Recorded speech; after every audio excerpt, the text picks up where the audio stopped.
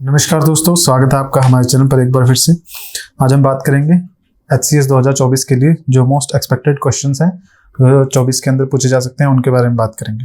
तो जो हमारा पहला सवाल है वो है आपका जो लॉन्गिट्यूड लैटिट्यूड्स होते हैं उनके बारे में। तो देखिए सवाल है आपका, what is the difference between the local time of two places in crossing a longitude. अगर हिंदी में बात करें, किसी देशांतर को पार करने में दो स्थानों के बीच में समय में कितना अंतर आता है। कहने का मतलब क्या है कि अगर आप देखेंगे अर्थ के ऊपर बहुत सारी इमेजिनरी लाइंस हैं जो हम खुद ड्रॉ करते हैं अपनी स्टडी के पर्पज से। मतलब कि एक्चुअली में अर्थ सरफेस पर आपको पृथ्वी पर किसी तरह की कोई लाइनें नजर नहीं आएंगी, बट जब हम पढ़ते हैं तो हमें अलग अलग प्लेस जो स्थान होते हैं उनकी स्टडी करनी पड़ती हैं और अलग अलग कंट्रीज के बारे में पता करना पड़ता है। तो उसको समझने के लिए हम ये जो लाइन्स हैं इनका यूज करते हैं। तो देखिए जो हमारा सवाल पूछा गया है वो ये कि ये दो लाइंस, मान लीजिए आपकी जो अर्थ है उसके ऊपर लॉन्गिट्यूड्स और लैटिट्यूड्स हम दोनों ड्रॉ करते हैं। तो लैटिट्यूड्स ये वाली लाइनें हैं जो इस डायरेक्शन में जा रही हैं और लॉन्गिट्यूड्स ये वाली लाइनें हैं जो ऊपर से नीचे की तरफ आ रही हैं। तो सवाल पूछा गया है कि दो जो प्लेसेस हैं उनके बीच में, मान लीजिए हम लॉन्गिट्यूड की बात कर रहे हैं, तो ये एक लॉन्गिट्यूड ये वाली जा रही है और नेक्स्ट लॉन्गिट्यूड ये वाली जा रही है। तो इन दोनों के बीच में कितना अंतर है। ये इमेजिनरी लाइंस है, सच में ऐसी कोई लाइंस नहीं है, लेकिन अगर फिर भी हमने इनके बीच का डिस्टेंस जो है वो निकालना हो तो वो कितना डिस्टेंस होगा। अगर देखिए किलोमीटर्स में आपको बताऊं तो 111 किलोमीटर जो डिस्टेंस है वो देखने को मिलता है। मतलब क्या मान के चलिए ऊपर से लेके नीचे, मतलब नॉर्थ टू साउथ जो लाइनें आ रही हैं वो टोटल कितनी है, 180 लाइन्स है। मतलब कि ऊपर से नीचे की तरफ जो लाइनें आ रही है ये टोटल 180 लाइन्स है। और ये जो लैटिट्यूड्स जा रही हैं ये आपकी ऊपर नॉर्थ और साउथ दोनों साइड में अलग अलग 90 है। मतलब ऊपर 0 से लेके यहाँ तक जो लाएगी लास्ट तक जाएगी वो भी 19th लैटिट्यूड होगी और यहाँ साउथ में भी सेम होगा। तो दोनों मिलाकर 180 हो जाएगा। और यहाँ पर अगर मैं लॉन्गिट्यूड्स की बात करूँ जो नॉर्थ टू साउथ जा रही हैं तो वो 1 2 3 इस तरह से काउंट करते अगर हम रहेंगे तो टोटल जो ये लॉन्गिट्यूड्स बनेगी वो 180 बनेगी पूरी अर्थ पर गोल, अगर हम बात करें। अब अगर हम सवाल पर आए आपने, तो सवाल हमारा ये कह रहा है कि ये जो लॉन्गिट्यूड्स हैं इनके बीच में कितना डिफरेंस है। तो देखिए डिस्टेंस मैंने आपको बता दिया कितना होगा, 111 किलोमीटर का। और अगर हम बात करें टाइम की, तो टाइम का मतलब क्या है, क्योंकि देखिए हमारी जो अर्थ है उसकी रोटेशन जो वो घूमती है उसकी डायरेक्शन क्या है। अर्थ हमारी घूमती है वेस्ट टू ईस्ट डायरेक्शन की तरफ को, मतलब कि वेस्ट से ईस्ट की तरफ को घूमती है। हम ये कैसे बता सकते हैं, क्योंकि हमारा जो सनराइज है, जो हम सन की अगर बात करें, जो सूर्य उदय होता है तो वो हमें सबसे पहले ईस्ट में दिखाई देता है। और उसके बाद क्या है, सन तो स्टेशनरी है तो अर्थ घूमती है तो वो ईस्ट से धीरे धीरे करके वेस्ट की तरफ को जाता है। तो हम उससे ये आइडिया लगा सकते हैं कि जो हमारी अर्थ है वो वेस्ट टू ईस्ट डायरेक्शन में घूमती है, इसीलिए हमें सन सबसे पहले ईस्ट में दिखता है और बाद में इवनिंग जब होती है, रात होती है, तो वेस्ट में सेट होता है। अब देखिए होता क्या है कि सन तो स्टेशनरी है, हमारी अर्थ घूम रही है। तो मान लीजिए ये वाला एक प्लेस है, यहाँ पर कोई जगह है, यहाँ पर जो जगह है और उसके कंपैरिजन में ये बी प्लेस है, यहाँ पर जो जगह है, तो अर्थ पे सबसे पहले क्या होगा, ये ए वाला जो प्लेस है यहाँ पर लाइट पड़ेगी, उसके बाद अर्थ धीरे धीरे करके घूमती रहेगी, उसके बाद ये सेंटर वाली जगह यहाँ पर लाइट पड़ेगी, उसके बाद ये जो बी प्लेस है यहाँ पर लाइट पड़ेगी। तो ए से लेके बी के बीच में जो अर्थ घूमी है और उस बीच में वक्त कितना लगा है उसकी बात की जा रही है कि अर्थ पे सनलाइट ए पे पड़ रही थी, ए के बाद वो जब बी पे पड़ी तो उसके बीच में हमारी जो घड़ियां हैं उनमें कितना वक्त गुजर चुका है, मतलब कितना टाइम ज्यादा हो गया है। तो वो जो है आपका वो लगभग 4 मिनट का डिफरेंस आता है। मतलब कि हमारी अर्थ जो है वो उस पे जब सनलाइट ए पे पड़ रही है, यहाँ पर पड़नी स्टार्ट हुई, यहाँ पर पड़ी, उसके बाद जब बी पर पड़ेगी, मतलब कि नेक्स्ट लॉन्गिट्यूड पे जब पड़ेगी तो उनके बीच में कितना वक्त बीत जाएगा, 4 मिनट का डिफरेंस आएगा। तो अब मान के चलिए कि अगर एक यहाँ पे 180 वाली लाइन जा रही है, ठीक है, ये 180 वाली लाइन है और यही 0 डिग्री भी यही लाइन होती है आपकी, ठीक है, क्योंकि ये दोनों एक दूसरे के आगे पीछे हैं। 0 डिग्री आपकी प्राइम मेरिडियन है जो कि इंग्लैंड से गुजर रही है आपकी ग्रीनविच से, उसी के जस्ट बिल्कुल बैक साइड में आपकी 180 डिग्री है। तो वो एक ही लाइन काउंट की जाती है क्योंकि वो दोनों आगे पीछे एक ही लाइन है, ठीक है। सो ये आपकी जो 180 डिग्री वाली लाइन है या फिर 0 डिग्री आप मान लीजिए कि 0 डिग्री से जैसे ही 1 डिग्री 2 डिग्री या 3 डिग्री होगा तो हर एक डिग्री पे जो वक्त बीत जाएगा, मतलब कि जो सनलाइट है उसको 0 डिग्री से लेके 1 डिग्री तक पहुंचने में जब वक्त लगेगा वो कितना लगेगा, 4 मिनट का वक्त लगेगा। तो इससे हम यूं समझ सकते हैं कि 15 डिग्री का डिस्टेंस ट्रेवल करने में 60 मिनट का टाइम लगेगा। 60 मिनट मतलब 1 घंटा। तो हम यूं कह सकते हैं कि 0 डिग्री से लेके जहां से ग्रीनविच जो प्राइम मेरिडियन है, जब वहां से सन की लाइट सबसे पहले वहां पड़ेगी, मतलब वहां पे सनराइज हुआ, उसके बाद वो सन की लाइट धीरे धीरे करके आपकी वेस्ट की तरफ को बढ़ेगी। तो जब वो 15 डिग्री आपकी वेस्ट डायरेक्शन में सनलाइट पड़ेगी वहां पर, तो लगभग 1 घंटा बीत चुका होगा। तो खैर वो उस पे कंसेप्ट पे ना जाते हुए अगर हम उसको बाइफरकेट करें, 15 डिग्री को अगर आप 4 से डिवाइड करेंगे तो आप क्या देखेंगे कि हमारा जो सनलाइट है उसको एक लॉन्गिट्यूड से दूसरी लॉन्गिट्यूड तक उसकी लाइट पहुंचने में 4 मिनट का डिफरेंस लग जाता है। तो इस क्वेश्चन का राइट आंसर है ऑप्शन सी। ठीक है, नेक्स्ट सवाल की अगर हम बात करें, the longest irrigation canal in India, Bharat के अंदर सबसे लंबी जो सिंचाई की नहर है वो कौन सी है? Sirhind canal, Yamuna canal, Indira Gandhi canal, east Kosi canal. तो देखिए इसका जो राइट आंसर है वो ऑप्शन सी है, इंदिरा गांधी कैनाल। इंदिरा गांधी कैनाल की जो कंस्ट्रक्शन है 1958 में फर्स्ट फेज इसका स्टार्ट हुआ था, और इसकी जो लास्ट कंस्ट्रक्शन कंप्लीट हुआ 1980 समथिंग, 83 और 85 में इसकी जो कंस्ट्रक्शन है वो कंप्लीट हुई थी।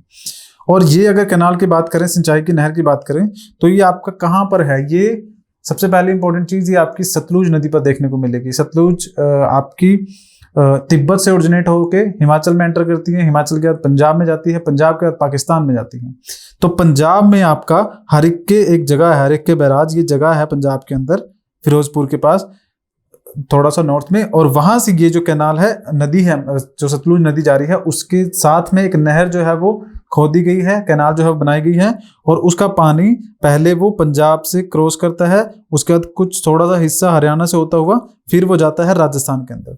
ये जो कैनाल बनाई गई थी इसका बेसिकली पर्पस भी यही था कि सतलुज नदी का जो पानी है उसको राजस्थान तक पहुंचाया जाए, क्योंकि राजस्थान का ये हिस्सा जहां पे कैनाल जा रही है, अगर आप देखेंगे तो यहाँ पर डेजर्ट है, रेगिस्तान है, तो यहाँ के लोगों का जीवन जो है काफी मुश्किल है पानी की कमी की वजह से, इसलिए ये जो कैनाल है वो बनाई गई है। और यही भारत की सबसे लंबी जो कैनाल है, सबसे लंबी जो सिंचाई की नहर है वो है, तो इसलिए इसका right answer option C, Indira Gandhi canal. Next आपका, which state of India is called the sugar bowl, Bharat के किस राज्य को चीनी का कटोरा कहा जाता है? ऑप्शन है पंजाब, बिहार, उत्तर प्रदेश, हरियाणा। अब देखिए चारों स्टेट आपके एग्रीकल्चर स्टेट है, कृषि वाले स्टेट हैं, तो इनमें से राइट आंसर क्या होगा? देखिए इसका राइट आंसर आपका उत्तर प्रदेश है। उत्तर प्रदेश को आपका सिटी ऑफ जो आपका स्टेट ऑफ शुगर बाउल कहा जाता है। अब इसमें समझने वाली चीज क्या है? ऑप्शन सी आपका राइट आंसर है। बट देखिए अगर यहाँ पर अभी क्या देखने को मिला है कि उत्तर प्रदेश से बहुत सारी जो शुगर की मिल्स हैं वो ट्रांसफर हो रही है और वो जा रही है आपकी महाराष्ट्र की तरफ को। अब प्रोडक्शन की अगर मैं अभी की बात करूं, 2022-23 की मैं बात करूं, तो 2022-23 में जो सबसे ज्यादा शुगर केन की प्रोडक्शन हुई है वो आपकी कहाँ देखने को मिलती है? वो महाराष्ट्र में देखने को मिलती है, क्योंकि जो गन्ना होता है उसको पानी की रिक्वायरमेंट बहुत ज्यादा होती है, और महाराष्ट्र के अंदर जो अभी पेरेनियल कुछ रिवर हैं उनके थ्रू जो पानी की अवेलेबिलिटी है वो करवाई जा रही है। पहले डेफिनेटली जो आपका उत्तर प्रदेश है वहां पर सबसे ज्यादा प्रोडक्शन हुआ करती थी शुगर केन की भी और शुगर की भी, लेकिन जो मिल्स है ना, जो शुगर केन से जूस निकालने के बाद उससे शुगर बनाते हैं, वो मिल्स शिफ्ट हो गए महाराष्ट्र की तरफ को। लेकिन इस क्वेश्चन के आंसर की अगर बात करें तो ऑप्शन सी इसका राइट आंसर होगा, उत्तर प्रदेश। अगले सवाल की अगर बात करें, dash is an important road link between the Srinagar एक तरफ और कारगिल और लेह वाला जो हिस्सा है वो दूसरी तरफ।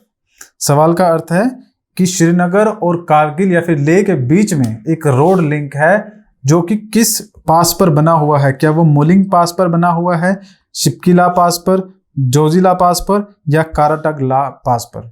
तो ये 4 पासेस हमारे पास दिए गए हैं। इसका जो राइट आंसर होगा वो ऑप्शन सी होगा। यहाँ मैप पर देखिएगा, ये रहा आपका श्रीनगर और ये रहा आपका लेह, लद्दाख, कारगिल, लेह वाला क्षेत्र। तो ये दोनों को कनेक्ट करने वाला जो रोड है वो यहाँ पर जोजिला पास है, उसके बीच से होता हुआ गुजरता है। तो ये आपके क्वेश्चन का राइट आंसर है। एक और सवाल पूछा जाता है कई बार कि जो मनाली है हिमाचल के अंदर वो और लद्दाख वाला जो हिस्सा है उसको आपस में कनेक्ट करने वाला कौन सा रास्ता है? ये आपका रोहतांग के पास आपको नजर आ जाएगा, बारालाचाला पास है, वहां से ये दोनों आपस में कनेक्ट होते हैं। तो हमारा जो सवाल था उसके राइट आंसर की अगर बात करें तो जोजिला, ऑप्शन सी जो है आपका राइट आंसर है, वो कनेक्ट करता है श्रीनगर और लद्दाख वाले हिस्से को।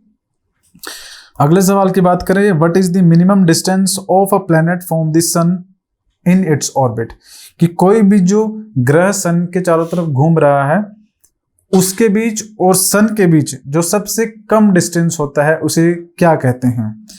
अब ये कैसे होता है, देखिए अर्थ भी अपने जिस रेवोल्यूशन पाथ पर घूम रही है उस पाथ को अगर देखा जाए या फिर दूसरे जितने भी प्लैनेट्स आपके उन पाथ को देखा जाए तो उन सबका पाथ बिल्कुल सर्कुलर नहीं है, वो एलिप्टिकल पाथ है। एलिप्टिकल पाथ मतलब कि एक टाइम ऐसा आएगा कि प्लैनेट सन के काफी नजदीक होगा, एक टाइम ऐसा आएगा जब बहुत दूर होगा, ये वाला डिस्टेंस कम है, ये वाला डिस्टेंस ज्यादा है, तो ये एलिप्टिकल पाथ है। बिल्कुल सर्कुलर का मतलब हो जाएगा कि पाथ बिल्कुल गोल हो, तो उसमें तो कोई डिस्टेंस का इश्यू नहीं होगा क्योंकि चारों तरफ को डिस्टेंस बराबर होगा। लेकिन सभी जितने भी प्लैनेट्स हैं वो सारे एलिप्टिकल पाथ में सन के अराउंड घूमते हैं, तो इसलिए यहां पर सवाल उठता है कि वो उस पॉइंट को क्या कहा जाता है जिस टाइम पर कोई भी प्लैनेट सन के सबसे ज्यादा नजदीक होगा। क्या उसे इक्विनॉक्स कहा जाता है, एपोजी कहा जाता है, सोलेस्टिस कहा जाता है या पेरिजी कहा जाता है। तो देखिए इसका जो राइट आंसर है वो ऑप्शन डी है। पेरिजी वो पॉइंट होता है जिस टाइम पर कोई भी प्लैनेट अपने जिसके अराउंड वो रिवॉल्व कर रहा है, चाहे वो सन है, उसके सबसे नजदीक होता है। जैसे हम इस अर्थ को मान लेते हैं, ये हमारी अर्थ है और यहाँ पर जो सबसे ज्यादा नजदीक का पॉइंट है ये सन, आपका जो मून है सन अर्थ के अराउंड रिवॉल्व करता है, तो ये वाला पॉइंट जहां पर जो मून का जो डिस्टेंस है वो सिर्फ 3,62,000 किलोमीटर है, सबसे कम डिस्टेंस है वो। और ये वाला पॉइंट जहां पर 4,05,000 डिस्टेंस है वो सबसे ज्यादा डिस्टेंस है, उसको एपोजी कहेंगे, सबसे कम वाले को पेरिजी कहेंगे। सेम इसी तरह से जो हमारी अर्थ है उसमें भी होता है कि ये सन रहा यहाँ पर, अब ये वाला डिस्टेंस जो है वो आपका हमारी अर्थ का और सन के बीच में सबसे कम, उसको पेरिजी कहा जाता है, और जो सबसे ज्यादा है उसको एपोजी कहा जाता है। आप इसको इस तरह से भी समझ सकते हैं, पेरिजी जो आपका हिंदी का शब्द होता है पास, उससे समझ सकते हैं प और प। सो सबसे पास वाला जो डिस्टेंस होगा उसको पेरिजी कहेंगे, सबसे दूर वाला है सो एपोजी कहेंगे। सो ये आपके कुछ क्वेश्चन थे। आगे अगर बात करें इसी तरह की जो और इम्पोर्टेंट क्वेश्चंस हैं वो हम टाइम टू टाइम लेके आते रहेंगे। अभी हमारे गोयला क्लासेस की तरफ से कई कोर्सेज लॉन्च किए गए हैं जो HCS 2024 के लिए हैं। आप उन सब जो कोर्सेज हैं उनको ज्वाइन कर सकते हैं। जो फीस रखी गई है वो आपकी, अगर आप GS का कोर्स कंप्लीट बाय करना चाहते हैं विद दी ऑप्शनल, कोई भी ऑप्शनल सब्जेक्ट आपका जो हम प्रोवाइड कर रहे हैं वो पॉलिटिकल साइंस, इकोनॉमी, हिस्ट्री और ज्योग्राफी हैं, तो ये GS प्लस ऑप्शनल आपको 39,999 का पड़ेगा। अगर आप चाहें तो सिर्फ ऑप्शनल को भी बाय कर सकते हैं, वो 24,999 में आपको ऑप्शन मिल जाएगा। अगर आप विदाउट ऑप्शनल बाय करना चाहते हैं तो वो ऑप्शन भी अवेलेबल है 24,999 के अंदर, तो आप उसे भी बाय कर सकते हैं। इन कोर्सेज से रिलेटेड कोई और इन्फॉर्मेशन चाहिए हो तो हमारे टेलीग्राम चैनल का लिंक आपको डिस्क्रिप्शन में मिल जाएगा, आप वहां पर ज्वाइन कर सकते हैं, और कोई भी डाउट हो तो उसके बारे में पूछ सकते हैं। तो आज के लेक्चर में फिलहाल इतना ही है, अगली बार मिलेंगे कुछ और क्वेश्चंस के साथ, तब तक के लिए धन्यवाद।